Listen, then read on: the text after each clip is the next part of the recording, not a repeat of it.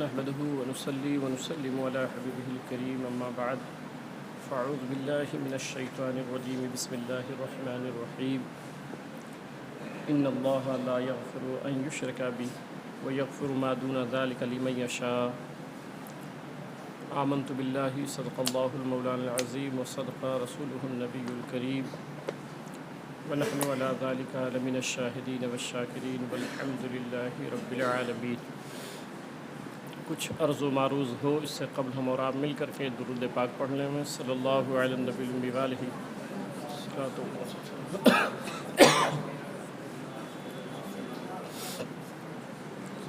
سلام علیک یا حبیب اللہ صلی اللہ تعالی علیہ وسلم۔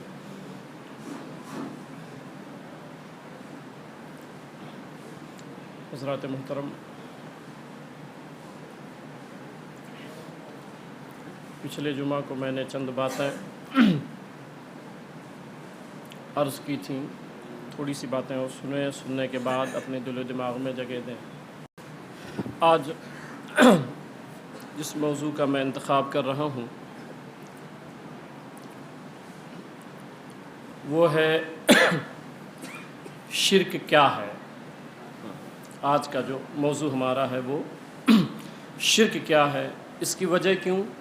اس لیے کہ جیسے پچھلے جمعہ کو میں نے بتایا کہ ہوٹلوں پہ بیٹھ کر کے تانا زنی اور پھر ایسے ہی شرک کے بارے میں آپس میں عوام جو پڑھے لکھے نہیں رہتے ہیں تو بھئی کیا ہوا، کسی سے مدد مانگے شرک، کسی کا وسیلہ لیا شرک، کہاں گئے تھے مزار شریف پہ شرک، پھول ڈالے شرک۔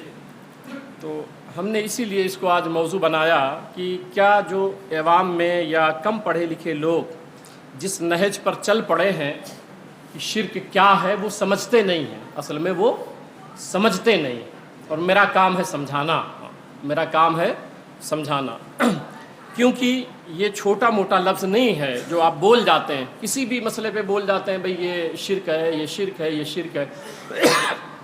شرک ایک ایسا گناہ ہے، قرآن میں اللہ فرماتا ان اللہ لا یغفر ان یشرک بہ، بے شک اللہ تعالیٰ اس شخص کی ہرگز مغفرت نہیں فرمائے گا جو اللہ کے ساتھ کسی کو شریک ٹھہرائے یا ٹھہراتا ہو۔ اب یہ اتنا بڑا مسئلہ ہے شرک کا، مگر ہم چھوٹی چھوٹی باتوں پہ سنتے ہیں کہ بیٹھے بیٹھائے یہ بھی شرک، یہ بھی شرک، یہ بھی شرک۔ تو علمی اعتبار سے اس مسئلے کا حل ڈھونڈا جائے کہ بھئی شرک ہوتا ہے یا نہیں ہوتا ہے، ٹھیک ہے۔ پہلے تو حضور صلی اللہ علیہ وسلم سے جانیں کہ حضور صلی اللہ علیہ وسلم نے شرک کے تعلق سے کیا فرمایا ہے، شرک کے تعلق سے سرکار نے کیا فرمایا ہے۔ کیا حقیقت میں جیسا کہا جا رہا ہے ویسے ہم لوگ مشرک ہیں؟ اب وہ حدیث سنیں، یہ صحیح مسلم کی کتاب الفضائل کی حدیث ہے، صحیح مسلم کی، عقبہ بن عامر رضی اللہ تعالیٰ عنہ حدیث کے راوی ہیں، حدیث صحیح مسلم۔ صلی رسول اللہ صلی اللہ علیہ وسلم علی قتل احد ثم صعد المنبر كالمؤدع للأحياء والأموات فقال إني فرضكم على الحوض وإن عرضه كما بين أيلة إلى الجحفة إني لست أخشى عليكم أن تشركوا بعدي ولكني أخشى عليكم الدنيا أن تنافسوا فيها وتقتلوا وتهلكوا كما هلك من كان قبلكم۔ یہ حدیث صحیح مسلم ہے۔ حضور صلی اللہ علیہ وسلم شہدائے احد کے پاس گئے اور نماز جنازہ پڑھی، جیسے نماز جنازہ پڑھتے ہیں تو شہدائے احد پہ نماز جنازہ پڑھی۔ ثم انصرف علی المنبر، پھر سرکار ممبر پہ کھڑے ہو گئے، اور ممبر پر کھڑے ہونے کے بعد سرکار نے خطبہ دیا۔ خطبے میں فرمایا کہ میں حوض کوثر کو دیکھ رہا ہوں، کھڑے ہیں شہدائے احد کے پاس اور کہہ رہے ہیں کہ میں حوض کوثر کو دیکھ رہا ہوں، اور تمام کائنات کے خزانے کی چابیاں حضور فرماتے ہیں میرے ہاتھ میں اللہ نے عطا فرما دی ہے۔ بخاری و مسلم کی دونوں روایتیں میں ضم کر کے بیان کر رہا ہوں۔ اور پھر فرمایا کہ مجھے اس بات کا خوف نہیں ہے، ما خاف علیکم ان لا تشرکوا بعدی۔ حضور صلی اللہ علیہ وسلم نے کیا فرمایا کہ مجھے اس بات کا خوف بالکل بھی نہیں ہے کہ تم میرے بعد شرک کرو گے۔ یہ حضور صلی اللہ علیہ وسلم ضمانت دے رہے ہیں۔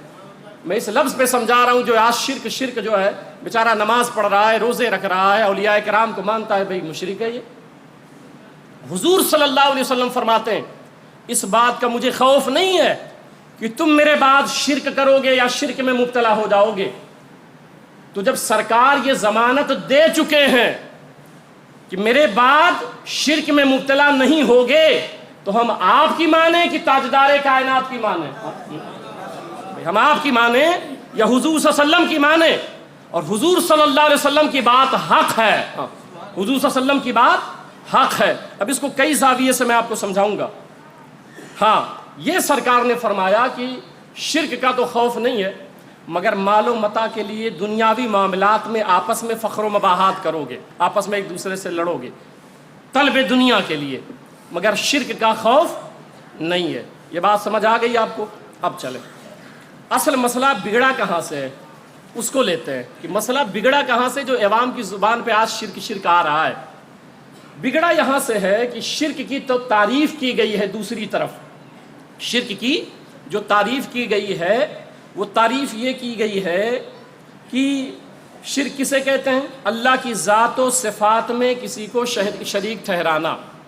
لفظ یاد رکھیے گا، اللہ کی ذات و صفات میں کسی کو شریک ٹھہرانا۔ اب توحید سن لیں مجھ سے، توحید کیا ہے؟ توحید یہ ہے کہ اللہ تعالیٰ واجب الوجود ہے، وہی مستحق عبادت ہے، اس کے علاوہ کوئی عبادت کے لائق نہیں ہے، وہ ازلی ہے، ابدی ہے، اس کا کوئی شریک نہیں ہے، اس کا کوئی ثانی نہیں ہے، ٹھیک ہے؟ یہ اس کی ذات ہے اللہ کی۔ اب تعریف کیا کی گئی ہے؟ فتنہ بتا رہا ہوں، اصل فتنہ، اصل میں ہم اس کو نہیں پکڑتے نا جہاں سے پانی نکلتا ہے، ہم مینڈ باندھتے رہتے ہیں، سوچتے ہیں پانی رک جائے گا، پانی رک جائے گا، بھئی جہاں سے سوراخ ہے اس کو بند کر دو آپ۔ تو اصل جو فتنہ ہے اس کو سمجھیں آپ۔ میں ایک عالم ہوں، آپ کا امام ہوں، میری علمی ذمہ داری اور شرعی ذمہ داری ہے کہ میں آپ کی اصلاح کروں، چاہے وہ عقائد میں ہو چاہے وہ اعمال میں ہو، اور وہ اپنا میں فریضہ نبھا رہا ہوں۔ اب اللہ شرک کی تعریف سنیں، اللہ تعالیٰ کی ذات میں اور اس کی صفات میں شریک ٹھہرانا یہ شرک لکھا گیا ہے، یہ تعریف غلط ہے، فتنہ یہیں سے شروع ہوا ہے، یہ تعریف غلط ہے۔ یہاں تک ٹھیک ہے کہ اللہ کی ذات میں کسی کو شریک ٹھہرایا یہ شرک ہے، بالکل صحیح ہے، یہ بات بالکل درست ہے کہ اللہ کی ذات میں کسی کو شریک ٹھہرا دیا تو شرک ہو گیا، مشرک ہو گیا، اس کی بخشش ہی نہیں ہے، اس کی بخشش نہیں ہے۔ مگر دوسرا جملہ جس پہ میں گفتگو کرنا چاہتا ہوں، آگے کیا لکھا کہ اللہ کی ذات تو ہو گئی کہ بھئی اللہ کی ذات میں جو شریک ٹھہرائے گا مشرک ہو جائے گا، مگر آگے ہے کہ صفات میں بھی کسی کو شریک ٹھہرایا تو مشرک ہو گیا۔ اب اس کی وجہ سے یہ جو تعریف غلط کر دی گئی، اس کی وجہ سے فتنہ ہوا۔ علم غیب اللہ کی صفت ہے، حضور کو مانا شرک، مدد کرنا اللہ کی صفت ہے، کسی کو مانا شرک، اختیار مالک اللہ ہے، کسی اور کو بنایا تو شرک۔ اس تعریف کی وجہ سے یہ جو کہا گیا نا کہ صفات میں اگر کوئی شریک ہو گیا تو شرک ہو گیا، اب اس تعریف کو میں غلط ثابت کر رہا ہوں اور قرآن سے ثابت کرتا ہوں تاکہ آپ کی اصلاح ہو جائے، اور جو ایسا ملے آپ کو کہ بھئی یہ شرک ہے کیونکہ اللہ کی صفت ایسی ہے، اس کو بتائیں بابا یہ شرک نہیں ہوتا ہے، یہ شرک نہیں ہوتا ہے، تمہیں سمجھ نہیں ہے، تم پڑھے لکھے نہیں ہو، سمجھایا جائے۔ ایسے لوگ مریض ہیں اور ہم لوگ ڈاکٹر ہیں، میرا کام ہے علاج کرنا، میں علاج کرتا ہوں، میں معالج ہوں۔ اب سنیں، اگر یہ مان لیا جائے کہ اللہ کی صفات، اب صفات میں بتا دوں اللہ کی جو صفات ہم مانتے ہیں، اللہ کی صفات ازلی ہے، اللہ کی صفات ابدی ہے، اللہ کی صفات ازلی ہے، ابدی ہے، ذاتی ہے، یہ اللہ کے صفات ہیں، مگر اللہ خود رب ہو کے اپنی صفت دوسروں کو دیا ہے۔ بھئی اگر صفات میں اگر لفظی مانوی اشتراک کی بنیاد پہ کسی مخلوق پر بول دیا جائے وہی لفظ تو کیا شرک ہو جاتا ہے؟ نہیں ہوتا ہے۔ تو یہ تعریف آپ نے غلط لکھا ہے کہ صفات میں کسی کو شریک ٹھہرانا یہ شرک ہے۔ بھئی اللہ کی صفات ہم ذاتی مانتے ہیں، اللہ کی صفات ازلی مانتے ہیں، اللہ کی صفات ابدی مانتے ہیں، مگر کسی اور کے لیے اگر وہ جملہ بولا جاتا ہے تو ہم ذاتی نہیں مانتے ہیں، ازلی نہیں مانتے ہیں، ابدی نہیں مانتے ہیں، بلکہ وہ صفت ہم عطائی مانتے ہیں، عطائی مانتے ہیں، اور اس سے شرک نہیں ہوتا ہے۔ اگر شرک ہوتا ہے تو چلیں قرآن سے سمجھاتا ہوں میں۔ سورہ بقرہ اللہ تعالیٰ فرماتا ہے ان اللہ بالناس لرؤوف الرحیم. رؤوف کس کی صفت ہے؟ بولے نا آپ. اللہ تعالیٰ کی. رحیم کس کی صفت ہے نا. اب تعریف کیا لکھا گیا ہے کہ جو صفات میں یعنی وہی صفت کسی مخلوق کے لیے بول دیا جائے تو شرک. اب سنیں، بے شک اللہ لوگوں پر بڑی شفقت فرمانے والا مہربان ہے. اس کا ترجمہ ہوا سورہ بقرہ آیت نمبر 143. رؤوف اللہ کی صفت، رحیم اللہ کی صفت. اب چلیں پھر قرآن پڑھتا ہوں میں. اللہ تعالیٰ فرماتا ہے لقد جاءکم رسول من انفسکم عزیز علیہ ما عنتم حریص علیکم بالمؤمنین رؤوف الرحیم. یہ قرآن پڑھ رہا ہوں. بے شک اب یہ حضور کے بارے میں ہے صلی اللہ علیہ وسلم. بے شک تم میں سے تمہارے پاس ایک رسول تشریف لائے، تمہارا تکلیف و مشقت میں پڑھنا ان پر سخت گرا گزرتا ہے، اور وہ تمہارے لیے، کون؟ حضور صلی اللہ علیہ وسلم، تمہارے لیے بھلائی اور ہدایت کے لیے بڑے طالب آرزو مند اور شفیق ہیں اور مہربان ہیں تم پر. اب ایک صفت اللہ نے اپنے لیے بولا، ان اللہ بالناس لرؤوف الرحیم، اپنے لیے. پھر وہی رب ہو کے وہی لفظ، وہی دونوں صفت حضور کو بھی عطا فرما دیا. اب اگر صفت کی بنیاد پہ شرک ہوتا ہے تو اللہ کے بارے میں آپ کیا کہیں گے؟ کچھ تو سوچیں، کچھ تو سوچیں. تو اب یہاں جو رؤوف الرحیم وہ ہے، وہ ذاتی ہے. وہ جو رؤوف ہے وہ ذاتی ہے، مگر حضور جو ہے وہ عطائی ہے. وہ رحیم ذاتی ہے مگر حضور جو ہے وہ عطائی ہیں. اور آگے چلیں. اللہ مومن ہے، قرآن شریف پڑھیں نا، اس کے نام پڑھیں آپ. مومن اللہ کی صفت ہے کہ نہیں ہے؟ آپ مومن نہیں ہو کیا؟ تو مشرک ہو گئے آپ. اللہ سنتا ہے کہ نہیں؟ سمیع ہے کہ نہیں؟ سننے والا. بصیر دیکھنے والا. سمیع بصیر ہے کہ نہیں؟ آپ ہو کہ نہیں ہو؟ تب شرک ہو گیا. یہ جو بیٹھ کے ہوٹلوں پہ شرک کے فتوے لگاتے نا، میں ان کی اصلاح کر رہا ہوں، ان کی اصلاح کر رہا ہوں.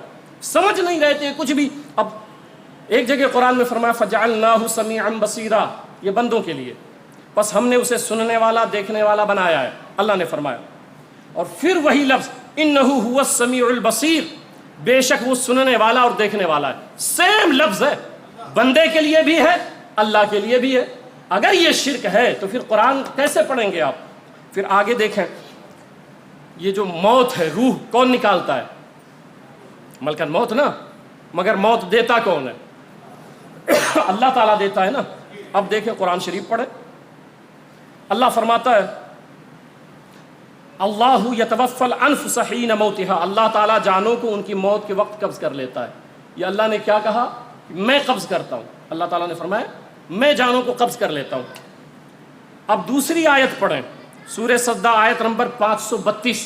قرآن میں اللہ فرماتا ہے قل یتوفاکم ملک الموت الذی اکل بکم ثم اذا الی ربکم ترجعون.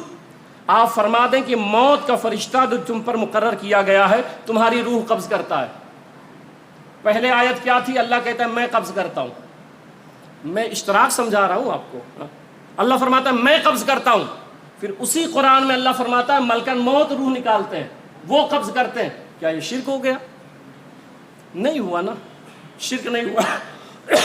پھر ایک جگہ اللہ تعالیٰ فرماتا ہے وَهُوَ الْعَلِيمُ الْعَظِيمُ، وَهُوَ عَلِيُّ الْعَظِيمُ، وہی سب سے بلند رتبہ اور بڑی عظمت والا ہے. کون؟ اللہ تعالیٰ. عظیم کس کی صفت ہے؟ اللہ تعالیٰ کی. حضور صلی اللہ علیہ وسلم کے لیے فرمایا وَإِنَّكَ لَعَلَىٰ خُلْقٍ عَظِيمٍ، بے شک ہم نے آپ کو خلق عظیم عطا فرمایا.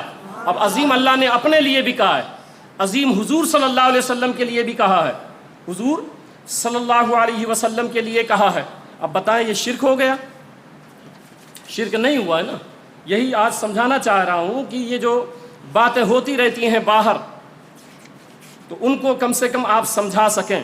اس سے بڑی بات بتاتا ہوں آپ کو. رب کون ہے؟ رب کون ہے بتائیں آپ مجھے. اللہ تعالیٰ ہے نا. اگر یہی صفت کسی پہ بول دیا جائے تو شرک نہیں ہوتا ہے. یہی تو سمجھا رہا ہوں میں. نہیں ہوتا ہے. قرآن پڑھیں نا آپ، قرآن سورہ یوسف پڑھیں.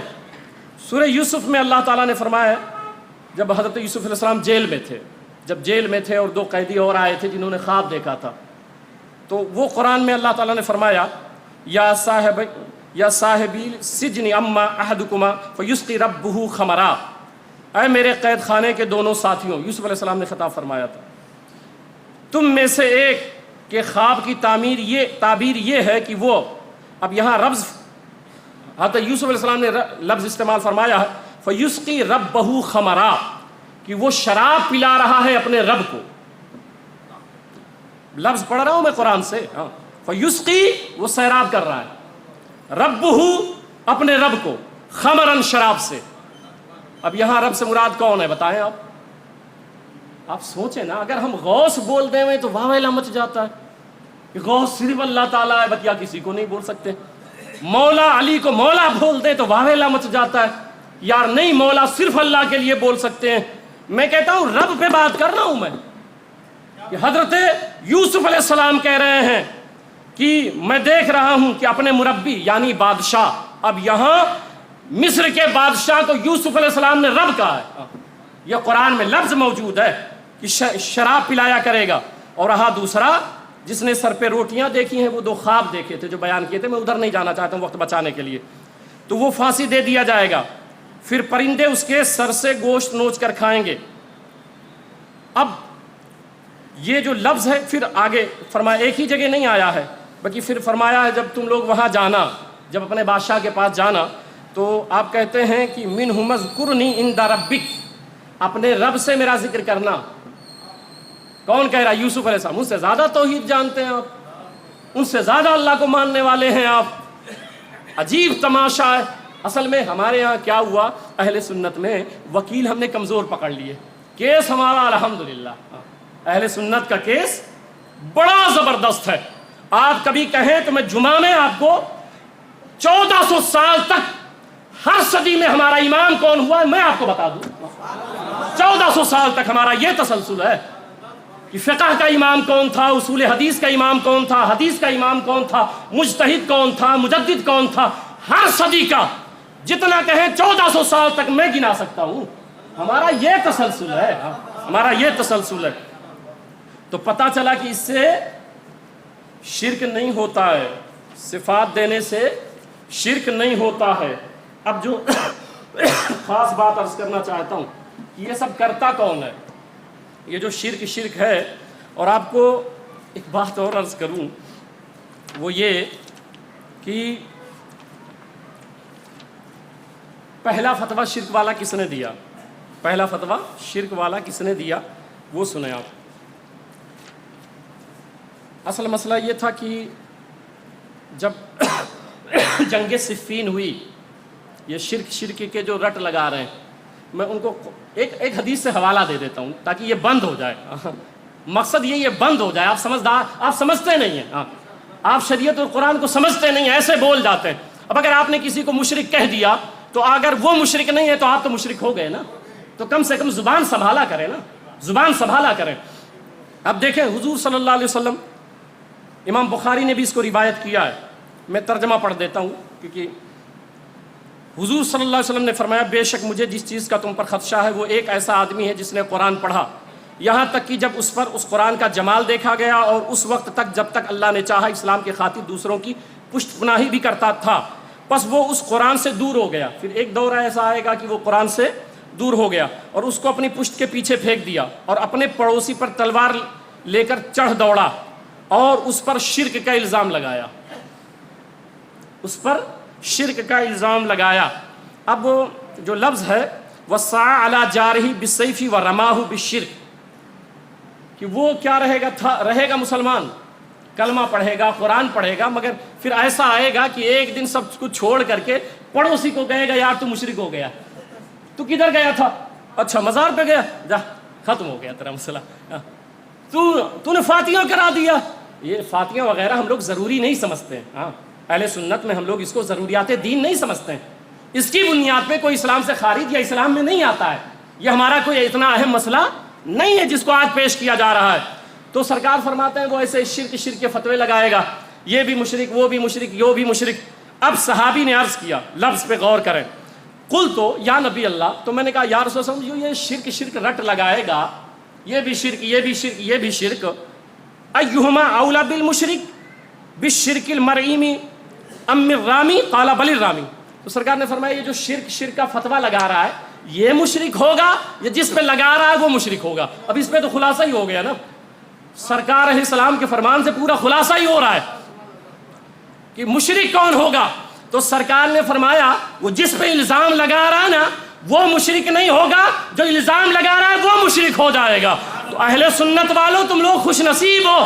اگر کوئی شرک کہتا ہے تو کہو بابا سرکار پہلے فیصلہ فرما چکے، میں تو بچ گیا، تیرا ایمان غارت ہو گیا، تیرا ایمان غارت ہو گیا. اب آخری بات سنیں، یہ فتویٰ لگاتا کون تھا؟ اس پہ آپ کہیں تو میں کم سے کم 100 دلائل دے سکتا ہوں، 1-2 نہیں. میں نے کہا نہیں کہ آپ کا پڑھا لکھا مولانا ہوں میں آپ کا تو مگر چونکہ وقت نہیں رہتا. اب یہ شرک کا پہلا فتویٰ کیسے لگا وہ سنیں. جنگ صفین ہوئی، جنگ صفین، حضرت امیر معاویہ رضی اللہ عنہ، حضرت مولا علی رضی اللہ تعالیٰ عنہ. تو پھر کیا کیا کہ حضرت ابو موسیٰ اشعری رضی اللہ تعالیٰ عنہ اور عمر ابن عاص رضی اللہ تعالیٰ عنہ کو تحکیم کا جب مسئلہ آیا کہ 2 آدمی جا کے بات کرو تاکہ جھگڑے ختم ہو جائیں. تحکیم کیا، حاکم بنا جا کے بات کریں. تو جب یہ دونوں حضرات گئے تو حضرت مولا علی کے گروہ سے ایک جماعت نکل گئی. ایک گروہ حضرت مولا علی کی لشکر میں سے نکلے اور کیا کہا کہ حضرت علی مشرک ہو گئے،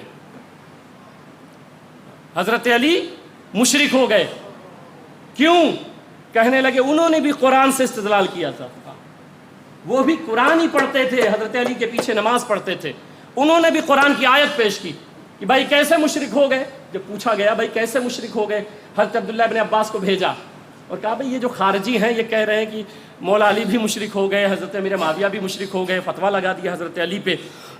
تو اگر ایسا کوئی فتویٰ لگاوے تو یہ سن لینا سنت علی ہے، سنت علی ہے، پہلے بھی ہوتا رہا ہے. اور ہم علی والے ہی ہیں تو لگے گا ہی نا. جب ہم علی والے ہیں یا تو علی سے تعلق توڑ لیں، اور اگر علی سے تعلق ہے تو فتویٰ سہنے کا ہمت رکھے، آپ الزام سہنے کا ہمت رکھے. تو حضرت عبداللہ ابن عباس کو بھیجا بھائی بات کرو ان سے، کیا مسئلہ ہے. انہوں نے قرآن کی یہ آیت پیش کی تھی. انہوں نے کہا کہ دیکھو اللہ تعالیٰ قرآن میں فرماتا ہے ان الحکم الا للہ، حکم صرف اللہ تعالیٰ ہے، فیصلہ صرف اللہ فرما سکتا ہے، بقیہ انسان میں کوئی نہیں کر سکتا ہے. اس لیے حضرت علی نے یہ فیصلہ اپنے سر لے لیا، اس لیے مشرک ہو گئے. اب آپ سوچیں جو آج الزام جا رہا ہے تو وہ مشرک ہو گئے. تو حضرت عبداللہ ابن عباس حبر هذه الامہ تھے، انہوں نے کہا اتنا دور کہاں چلے گئے، چلو قرآن میں پیچھے اور آ جاؤ، اس کو پڑھ کے دیکھ لو. انہوں نے کہا کہ بھائی حکم صرف اللہ ہے. تو سنو قرآن شریف میں اللہ فرماتا ہے جب میاں بیوی میں جھگڑے ہو جاویں تو حکمم من اہلہ حکمم من اہلہا، یہ اللہ نے دوسری جگہ فرمایا ہے. ایک حکم ادھر سے لاؤ، ایک حکم ادھر سے لاؤ، بیٹھ کے وہ لوگ بات چیت کریں. اگر حکم کی بنیاد پہ شرک ہوتا ہے تو اللہ تعالیٰ معاذ اللہ کیا شرک کر رہا ہے قرآن میں. تو جب حضرت علی کے دور میں قرآن نہ سمجھ سکے، نازل ہوا تھا کسی اور پر، چسپا کر دیا مولا علی پر. اچھا یہ کرتے کون تھے؟ وہ بھی صحیح بخاری سے سنیں. یہ کرتے کون تھے؟ تو حضرت عبداللہ ابن عمر رضی اللہ تعالیٰ عنہ بیان فرماتے ہیں کہ کانا ابن عمر یراہم شرار و خلق اللہ، کہ اللہ کی مخلوق میں سب سے بدترین مخلوق وہ ہے. کون ہے؟ وقال، یہ جو خارجی تھے، وقال انہم انطلقوا الی آیات نزلت فی الکفار فجعلوها علی المؤمنین. عبداللہ ابن عمر کہتے ہیں کہ یہ خارجی کیا کرتے تھے جنہوں نے شرک کا فتویٰ لگایا تھا مولا علی پہ؟ کرتے یہ تھے کہ جو آیت کافروں کے بارے میں نازل ہوئی تھی، بتوں کے بارے میں نازل ہوئی تھی، وہ مولا علی پہ چسپا کر رہے تھے، صحابہ کرام پہ چسپا کر رہے تھے. ہم کہتے ہیں یار جب آیت نازل ہوئی غریب نواز کہاں تھے جو ان پہ الزام لگا رہے ہو؟ غوث اعظم کہاں تھے؟ ہاں صحابہ کرام کے خلاف اگر کوئی آیت نازل ہوئی ہے تو بتاؤ.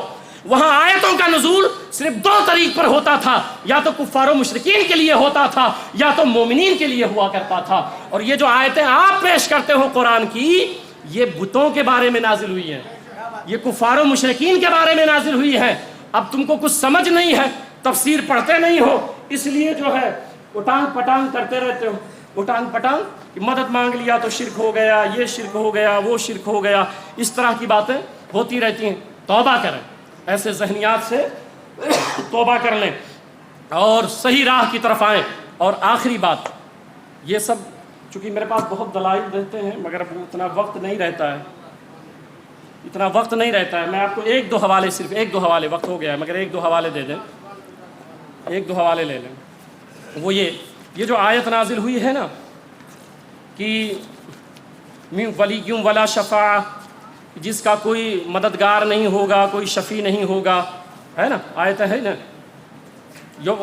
واتقوا یوما لا تجزی نفس، اس دن سے ڈرو جب کوئی جان کسی دوسرے جان کی جگہ کوئی بدلہ نہیں دے پائے گا. یہ سب آیتیں پڑھی جاتی ہیں. اولیاء کرام پر کی مدد نہیں کر سکتے، کوئی مدد نہیں کر سکتا. میاں کم سے کم تفسیر پڑھا کرو، تفسیر پڑھا کرو. یہ جو آیت ہے نا کہ کوئی کسی کا مددگار نہیں ہوگا، عبداللہ ابن عباس جو صحابی رسول ہے وہ اس کی تفسیر کیا کرتے ہیں؟ لا تغنی نفس کافرۃ عن نفس کافرہ من عذاب اللہ شیئا. یہ جو آیت نازل ہوئی ہے کہ ایک دوسرے کا مدد کوئی نہیں کر پائے گا، ایک کافر دوسرے کافر کی مدد نہیں کر پائے گا. اب وہاں کافروں کے بارے میں نازل ہوئی ہے، آپ غریب نواز پہ چسپا کر رہے ہو، آپ غوث اعظم پہ چسپا کر رہے ہو. امام قرطبی لکھتے ہیں النفس الکافرہ لا لکل نفس، ہر کسی کے لیے نہیں ہے، یہ آیت صرف کافروں کے لیے ہے. ولا يقبل منها شفاعہ، اور جس دن کسی کی سفارش قبول نہیں کی جائے گی، یعنی من الکافرین، کافروں کی سفارش نہیں قبول کی جائے گی. تو جو آیتیں نازل ہوئی ہیں کافروں کے تعلق سے، آپ کہتے ہو نہیں اولیاء کرام کے تعلق سے نازل ہوئی، مدد نہیں کر سکتے ہو. آخری بات سنیں، بخاری اور مسلم میں متفق علیہ حدیث ہے، آج لے ان کی پناہ، آج مدد مانگ ان سے، پھر نہ مانیں گے قیامت میں. اگر مان گیا آپ غلط فہمی کے شکار ہیں، قرآن پڑھتے ہیں مگر سمجھ نہیں پا رہے ہیں. قرآن میں رب فرماتا ہے یضل بہ کثیر و یہدی بہ کثیرا، یہی قرآن پڑھ کے بہت سارے لوگ گمراہ ہو جائیں گے، بہت سے لوگ ہدایت پا جائیں گے. اس لیے علماء کے پاس آئیں، پڑھے لکھے علماء کے پاس، علماء نما نہیں، علماء اہل علم کے پاس آئیں. میدان محشر ہوگا، نفسی نفسی کا عالم ہوگا. آج کہتے ہو مدد نہیں کر سکتے، اللہ اپنی شان کے مطابق کرسی پر جلوہ افروز ہوگا، عرش اعظم پر، اور ایک کرسی بائیں جانب لگائی جائے گی، اللہ کے دائیں جانب اس میں میرے آقا ہوں گے. آج کہتے ہو مدد نہیں مانگ سکتے غیر اللہ سے. آخری بات سمجھا رہا ہوں، ذہن کھولو اپنا، اس امام کے پیچھے نماز پڑھو جس کا عقیدہ آپ کے عقیدے کے ساتھ درست ہو.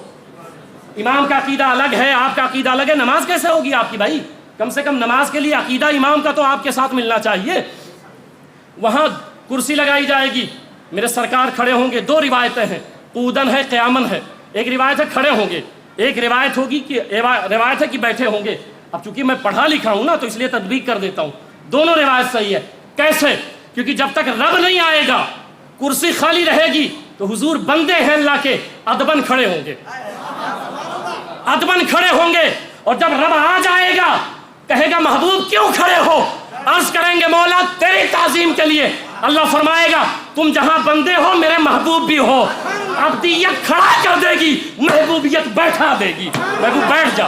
اور بیٹھنے کے بعد آج جو انکار کیے پھر رہے ہو سب لوگ، بخاری و مسلم میں متفق علیہ حدیث ہے، عقیدے درست کر لو، عقیدے سوار لو. ساری دنیا کے لوگ سب سے پہلے مدد کس سے مانگیں گے؟ یہاں تو اللہ آپ کو نظر نہیں آ رہا ہے، وہاں عرش پر ہوگا، مگر اللہ کی طرف نہیں جا رہے ہو. اللہ کی طرف کوئی نہیں جا رہا ہے، آپ بھی میرے ہی ساتھ ہوگے، میرے ہی ساتھ. ہم لوگ تو یہاں بھی مدد مانگ رہے ہیں، تو ہمارا تو بنا رہے گا روٹین، یہاں چلو وہاں چلو وہاں چلو، ہمارا روٹین بنا رہے گا. تو اللہ سامنے مگر کوئی مدد کے لیے نہیں جا رہا ہے. کیوں بھائی؟